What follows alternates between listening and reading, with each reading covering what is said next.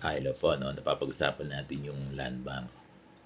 Ngayon may tanong yung mga guro, sabi nila, ano ba gusto niyo, low boys o strong boys? Either. Tinatanong nila kung garnish lang ba na guro ang ang makaka-loan. Kasi yung garnish, ito yung dumaan ng korte, natalo sila sa korte. Kaya ginarnish sila, no? Tingin ko for the meantime, wag magagalit yung mga baon sa utang na hindi garnish. Kasi tingin ko ang objective ng DepEd. Kasi naririnig nila, no? Naririnig nila yung clamor ng mga guro, yung mga garnish, di ba? At least, alam na ng DepEd. Sensitive ang DepEd sa mga garnish na guro. Tingin ko, no? Ang priority ay yung mga garnish. Oo. Yes, kasi gustong solusyonan ng DepEd yung mga garnish kasi wala nang sinasahod. Diba? Wala nang sinasahod. Alam nila yan eh. Wala nang nakukuha sa kanilang ATM kasi nakagarnish sa land bank.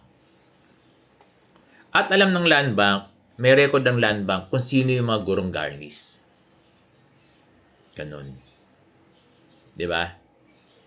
Alam ng land bank kung sino yung mga gurong garnish. Kaya lang sa initial, 1,000 lang na guro ang pwede nilang ma-accommodate. Pero tingin ko, starting lang nila to. Kaya, ang tanong ng mga guro kung garnish lang ba, in my honest opinion, tingin ko, ang priority nila yung mga garnish. Kasi gusto masolusyonan yung pagkaka-garnish nila doon sa plaintiff sa korte, di ba? At ang gusto, di ba? Ang plan is magkaroon ng 5,000 monthly kaysa sa walang nakukuha. Alam nyo, dear garnish, maganda na ito. Maganda na yung offer ng land bank at saka itong program ng DepEd at ng land bank tungkol sa mga garnish. Wala nga kayo nakukuha, di ba? So maganda na ito na kahit 5,000 may makukuha kayo. Ganun.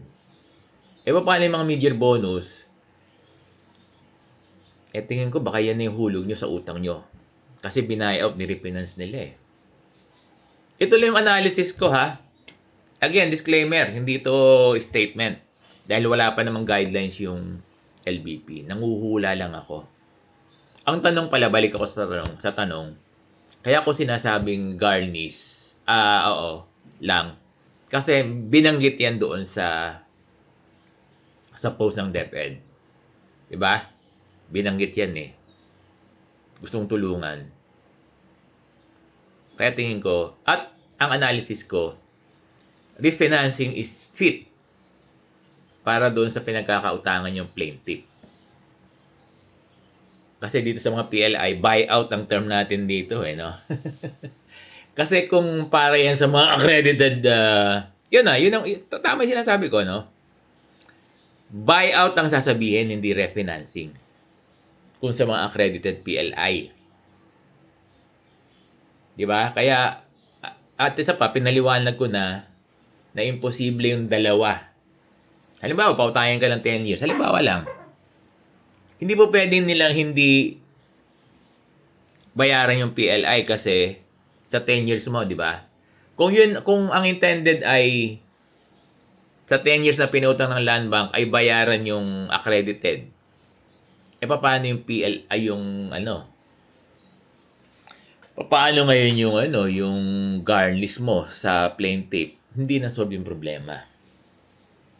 Kasi ang gusto ng DepEd, masosolve yung problema ng garnish eh. Kaya tingin ko, garnish lang ang pautangin. No? Anyway, may mga struggle pa naman tayo. Malay nyo, magkaroon din ng program. O baka naman may program din yung land bank sa mga gustong mag-loan. Di ba? Hindi natin alam. Kaya magtatanong ako bukas sa land bank kung sana all o everybody is welcome kahit hindi garnish, no? Magtatanong tayo. Let's see. Bukas sabay-sabaw tayo magtanong. Ako bukas magtatanong, pupunta kasi ako ng Land Bank din. Papalit ko yung cheque ng nung 600 na 576 na lang, no? O ang matitira, ipapalit ko yan sa Land Bank. Papalit ko na lang. Tapos, magtatanong na ako doon sa manager doon sa Samson Road kung lahat ba ay accommodate na hindi lang garnish. Di ba? O 10 years ba ang papalon. Dear teachers, gusto nating yung itong struggle natin, itong ginagawa natin ay para sa lahat ito. Para sa lahat. Kaya lang itong offer ng Land Bank, hindi tayo sure. Pero ako, parang tingin ko, priority yung mga garnish na. So, nagigat ba, Sir Bong? Ngayon, kung nagpapautang ba yung Land Bank sa hindi mga garnish, itanong natin.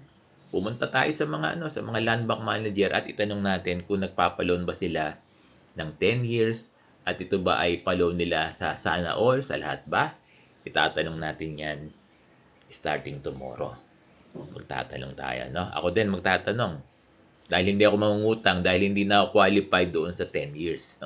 Okay na ako sa East West Bank, tsaka sa City Savings. Safe na ako doon.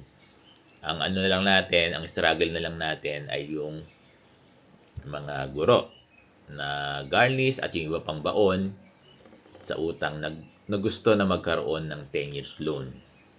Di ba? So, kung nagbigay na yung Land Bank ng 10 years, baka sumunod na rin yung mga PLI na accredited. Balik tayo sa tanong. Sir Bong, sino lang po ba ang pauutang ng Land Bank? To my understanding, critical analysis, no? Tingin ko, ang priority lang nila ay yung mga garnish. Na?